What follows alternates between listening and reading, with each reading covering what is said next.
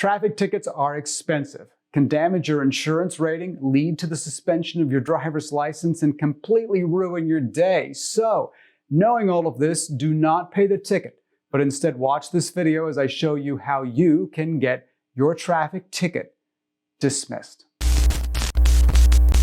Welcome, my name is David Jolly and thank you for watching. Alright, traffic tickets. No one likes them, most of us get them, and this video is all about what you need to do to remove this pesky and expensive annoyance. But before we dig in, I do have another very detailed traffic ticket video that dives really deep into this topic.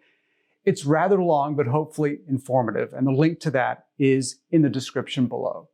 This video is similar to the previous video, but packs in a lot of information into a much smaller and shorter package. So, buckle up and let's get going. If you have been stopped by a law enforcement officer for a traffic ticket, well, you know the feeling. It's frustrating, it's disappointing, you feel sick and even at times angry. And these are normal emotions, but it's important to remember that your defense starts immediately, so just don't drive off mad, get prepared. It's essential for you to be prepared. Give the officer what he or she needs, such as your driver's license, insurance, and registration, and be careful with what you say.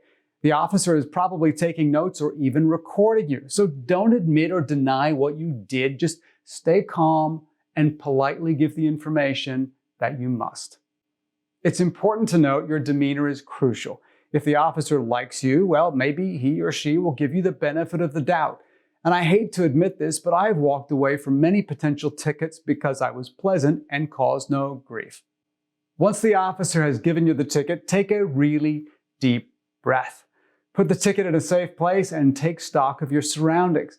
If you think it's important to take photos of the area, park safely, whip out your phone and record the area for potential use later. Remember, the area may change over time, and this is particularly true if you've been cited for a violation in a construction area. Therefore, it's critical to memorialize what it looks like on the day of the event. Later on that day or even the next, take out your ticket and study it. What you're looking for are the options you have when dealing with the ticket, how long you have to respond, and where to respond to. The three most common options when you are dealing with a traffic ticket include paying the ticket, don't pay the ticket, contesting the ticket, or mitigating the ticket. Other options may include taking a driver improvement class to dismiss your ticket, or even a contract, often called a diversion agreement or stipulated order of continuance, that permits the ticket to be dismissed after a period of good behavior. A contested hearing is when you appear in court and contest the validity of the ticket. The outcome will be decided by the judge after the city or state has presented their case and after you have had an opportunity to argue your case. The burden of proof that is required to be met by the prosecutor is called by a preponderance of the evidence. It's a very low standard, which means it's relatively easy for them to win and hard for you to win. Most courts will require you to appear in person, but nowadays check to see if there is a Zoom meeting option or even a phone option, as these are options recently afforded by courts.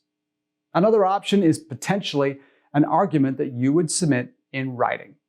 Check your local court's rules for your options. A mitigation hearing is another option for most tickets. A mitigation hearing involves the defendant requesting the fine to be lowered. A judge will look at the individual's traffic ticket record and the facts of the case and probably lower the total fine amount. However, this does not dismiss the ticket. It simply lowers the financial sanction. I might add, this may not be an option for every single traffic ticket, so confirm that it is. There are many states that offer a driver improvement or traffic class in exchange for a dismissal of the ticket. Once again, check your court's website or research whether your local jurisdiction offers this. Another possible way to accomplish our collective goal of a traffic ticket dismissal is by way of contract. There are many cities and state courts that offer such an option, whereby you agree to behave yourself for a period of time, pay a smaller fine, and ultimately have your traffic ticket dismissed. Yet another option available in certain courts is the deferred finding. In my state, Washington, a driver is permitted to use this option on most every traffic ticket once every 7 years. This option requires the driver to pay a small fine, stay out of trouble for a certain period of time, and then receive a dismissal at the end of this period. After receiving the ticket, if you decide to fight or contest the ticket, then it's time to start preparing. The first thing you must do is notify the court that you are indeed contesting the ticket.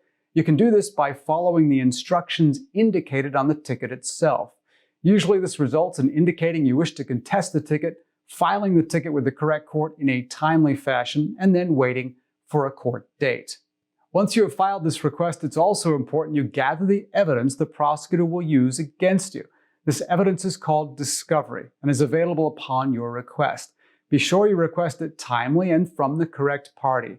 If you're unsure who to request it from, contact the court clerk. However, you would usually request it directly from the prosecuting attorney. The primary ways to beat a traffic ticket in court include the procedure defense. Very simply, if the prosecuting authority fails to follow procedure required by court rule, your case must be dismissed. Before you can argue infraction procedure, though, you must first understand it. The first thing I recommend is looking up the court rules. Search your court rules by looking on the court website or by searching your court on Google, and locate the contested hearing rules for that court. Both the court rules and the state infraction rules have information regarding time deadlines for requesting discovery, providing discovery to you, and the filing requirements of the infraction with the court. If the prosecuting attorney fails to follow any of these rules, your case must be dismissed. Technical defenses are a great way to win a case. The key is finding mistakes in a police report.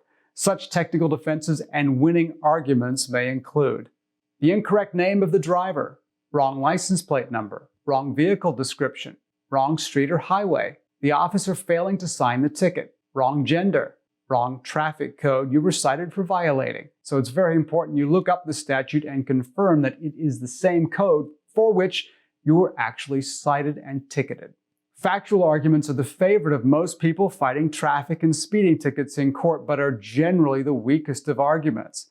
Arguing you did not commit the offense will rarely prevail, so if you're looking at this defense, be specific and bring evidence that may support your argument, such as photos that may contradict a police officer's written testimony. If you're considering the MUTCD, well, you're getting serious. The MUTCD stands for the Manual on Uniform Traffic Control Devices. It is a document issued by the Federal Highway Administration of the United States Department of Transportation. This manual standardizes traffic signs, road surface markings, and signals, and the manner in which they are designated, installed, and used. Such specifications include the shapes, colors, and fonts used in road markings and signs. In the United States, all traffic control devices must generally conform to these prescribed standards. The legal argument requires you think like a lawyer, and I'm sorry for that, and understand, of course, traffic codes or case law. The best advice I can give you is research local law. There are many attorneys who have traffic ticket guides, such as me, on their websites, and many states have bench books, so books for judges, that can be accessed for free. All right, well, let's now talk about arguments that generally fail. The first one is the officer not appearing. This would only work if you have properly subpoenaed the officer and then he or she fails to appear in court. Don't presume the officer will just show up. If the officer doesn't show up and was not subpoenaed, no harm, no foul. Arguing the officer is wrong is a pretty weak argument. The officer may be wrong, but unless you have some evidence of this, the argument will likely fail. You may not have committed any wrong, but you need to prove this by evidence and show that the evidence does not support the offense, or you must have evidence to support your argument. So, to summarize, if you received a traffic ticket, don't pay it. Be aware of your surroundings after the ticket has been issued. Take good notes and record or photograph the area just in case you go to court. Be sure you check your ticket for your options and any important time deadlines.